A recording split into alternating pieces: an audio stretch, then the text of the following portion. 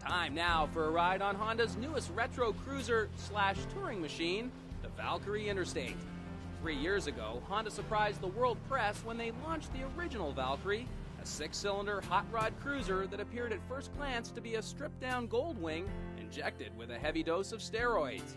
What the Valkyrie in fact turned out to be was fun. Which brings us to the new for 1999 Valkyrie Interstate.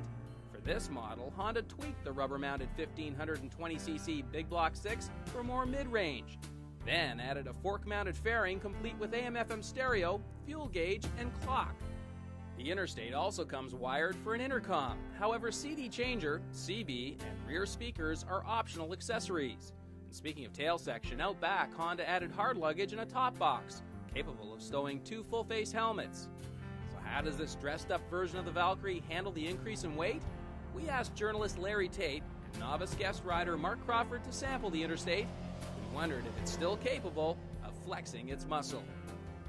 This Valkyrie is based on a Goldwing originally. The engine is the flat 6-cylinder engine that powers all the Goldwings. It has different carburetors, different cam timing, a few other internal modifications to make it a bit, shall we say, healthier than the normal Goldwing, quite a bit more horsepower and torque.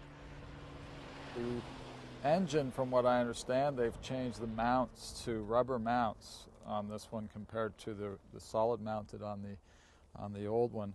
And one of the things I did notice with the old one was that it did have a little more vibration at higher speed, and that they've gotten rid of that.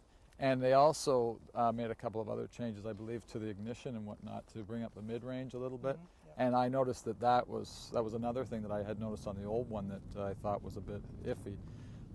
But this I have no complaints about this bike whatsoever. I absolutely loved it. It's almost ridiculous that a bike this big and this heavy can handle and brake as well as this thing does. It's like somebody crossed a serious performance bike with with a full tourer. It's quite amazing what you can do on this bike as far as going fast goes and stopping hard. It's ridiculous that they've managed to engineer that much performance in a package that's this big, and it just feels so integrated. It's quite a piece of engineering, it really is.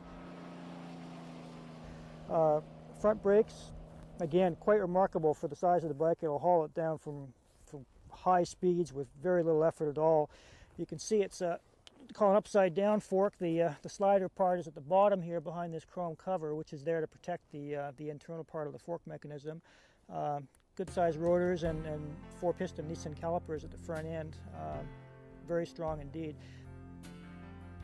This is certainly a full dress tourer in terms of comfort and accommodation and luggage space, but it's a bit of a change to go with a big fork-mounted fairing rather than the sort of traditional frame-mounted fairing you'd find in a Goldwing or an Electric Glide Ultra, those kinds of bikes.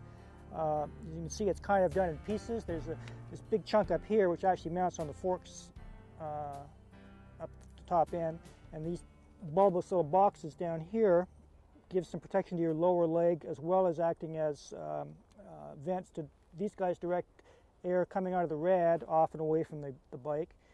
There's vents opening at the front here with adjustable louvers at the back, so you can adjust to bring some radiator heat back onto your legs in cold weather, which is kind of a nice little touch. It's got a lot of the stuff that you'd find on a Goldwing or another big tourer like that, in as much as it's got instrumentation, it's got bar-mounted gear for an AM/FM radio, you can plug in CBs and passenger intercoms and all that kind of stuff. So you're not really giving up anything in the way of luxury stuff at all. The fit for me was quite good for a person of my sort of size. I was quite comfortable on it. Everything seemed to fit comfortably and was in good reach. The finish of it, I think it's beautiful. It's quite pretty. The bags and this addition of this trunk and the full fairing, I find it, I like that more than just the windshield.